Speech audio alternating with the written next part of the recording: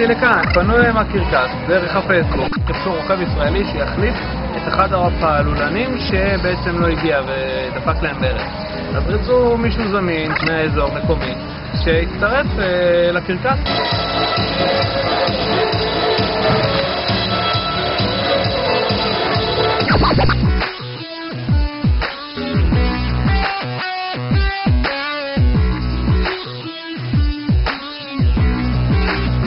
הגעתי להיבחן בעצם בקרקס, בקבוצות, בתוך אוהל, סגור, שזה משהו שהוא חדש.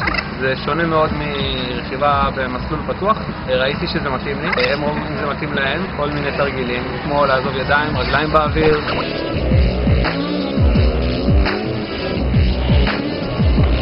וויפים קצת,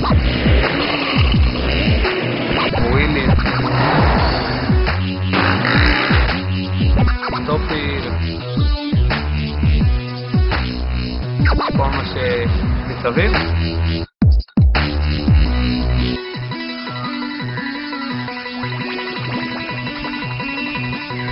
זה התאים להם, התאים לי, אני מאוד נהניתי מזה והתחלנו לעבוד ביחד.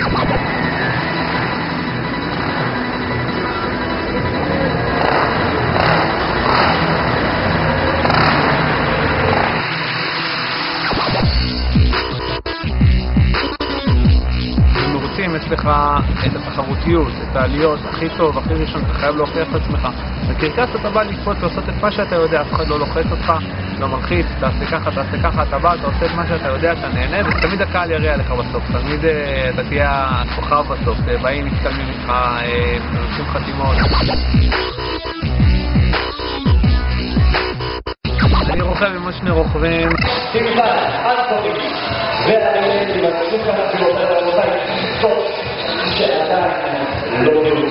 סילבן, אנטוני, come on. אחד צרפתי. Hi, Sylvain, 20 years old, I come from France. אחד בלגי. My name is Urban Anthony. סילבן ואנטוני, הם באים מתחום הטרייל. רוכבים צעירים, מתלהבים, גם נהנים, האווירה היא טובה.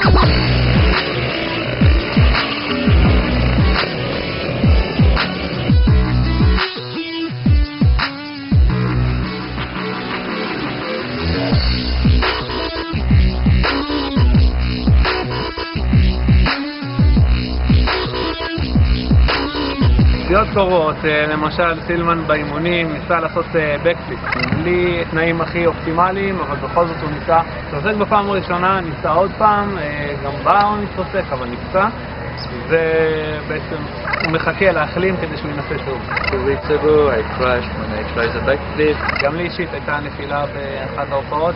בקפיצה, הברך קצת קיבלה מכה, אבל כל עוד אנחנו יכולים, אנחנו ממשיכים, גם אם קצת כואב, ממשיכים להופיע, ועושים את זה על הצד הטוב ביותר. היה לזה גמגום באופנוע, בקפיצה הראשונה של ההופעה הראשונה באותו יום.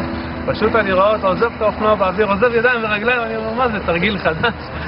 פשוט החליט שהוא עושה גליצ'ה על הנחיתה, חיכינו חצי דקה שהוא יקום, והמשכנו את ההופעה, לא קרה לו כלום, והכל בסדר. Good sensation.